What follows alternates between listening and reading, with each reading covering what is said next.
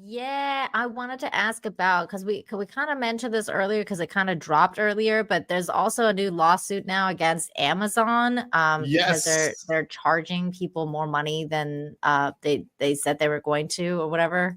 So can you comment on that? That is absolutely a issue because when you enter into an agreement and you've been advertising, right? Or so as a company, and actually I worked with this because I represented hotels and timeshare. And as you know, timeshare is some of the most litigated areas because they use some really shady tactics sometimes. Mhm. So there's a lot of, every state has Deceptive Practices Act. So when you lure somebody in, if I say, Steph, I'm going to give you, if you come to my ice cream shop, you get free sprinkles the entire year. And then this starts in January. And then in March, I'm like, you know what? It's 50 cents for the sprinkles. Right. That's not what you're like. I deceived her. Right. I got her to come into the shop, maybe pay for a membership. Right. Mm-hmm. And then all of a sudden I've taken away her benefit. Right. I'm saying, okay, you buy the membership, you get the free sprinkles. And then I'm going to charge 50 cents for it. No, this is pretty clearly a deceptive practice. This is going to be one where the Amazon's going to settle. They got the money to settle this. This is a screw up on them on implementation. This is something they're going to deal with like any car company deals with a recall, right? This is like, shit, we screwed up. We changed this, but we're Amazon. We have a ton of money to burn. We should throw money at this, settle this. This is going to be a settlement. This is a settlement one. They're dead to rights on this one because they advertise it. But in the settlement, do I still have to watch the commercials after the settlement? That's a good question. You do, right? Probably, yeah. Yeah. The solution is to give you money, right? It's like, oh, well, here's your money back, right? That's what the solution is going to be. Okay. I mean, I was saying this earlier, Andrew, that like, I mean, Netflix did the same thing but they announced that they were going to do it. And then they also announced that they're going to have tiers. So like for their base one that you will be seeing commercials, but for their like more expensive accounts, you won't. I still haven't seen it implemented, but I never saw this from Amazon. Like Amazon's always been kind of like advertising that they're like commercial free or whatever. So I was really shocked when Michelle was saying that there's actually been commercials like beginning, middle, and end.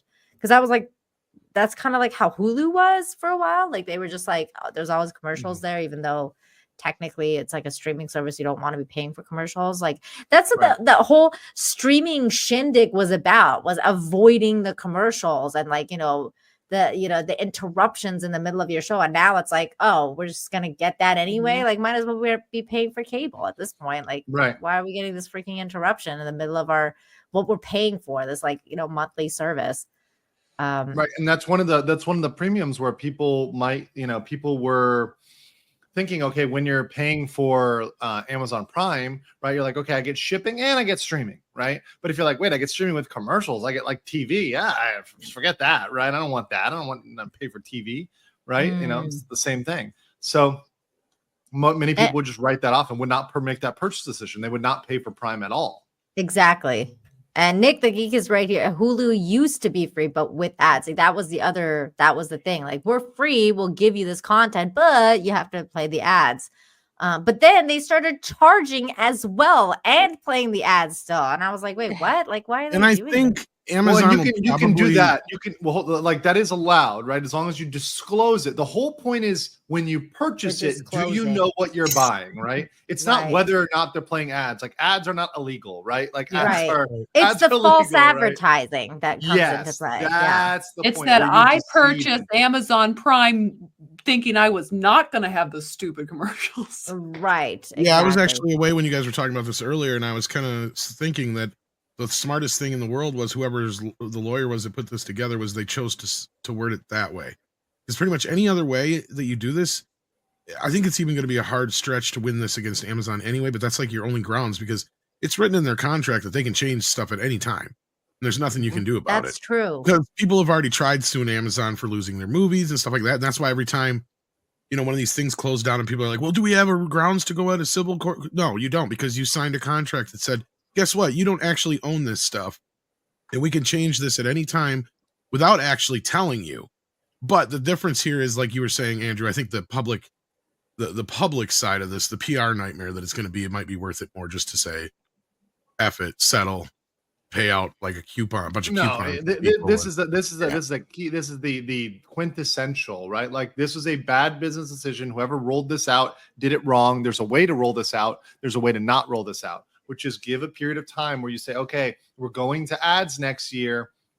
If you subscribe, right? If you resubscribe, right? You re-sign up, give a big disclaimer, everything else. You got to choose, make everybody choose. But what they wanted to do is just let it roll over, stay quiet. Because a lot of people with Amazon Prime, it's something that is actually kind of expensive. Right. They're paying for, and they don't even pay attention to.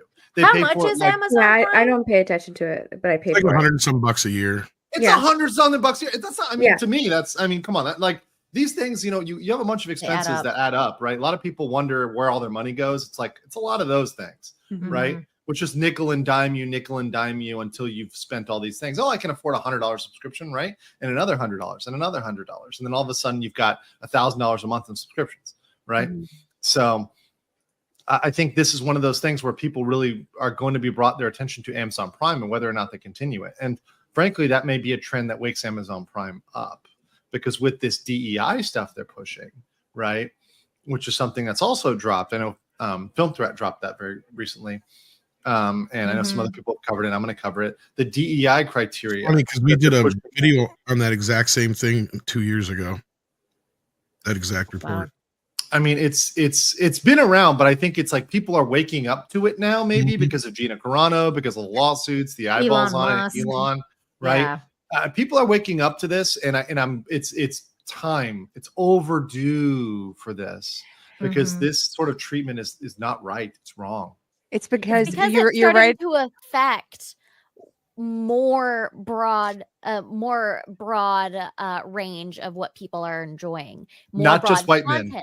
Yeah. Well,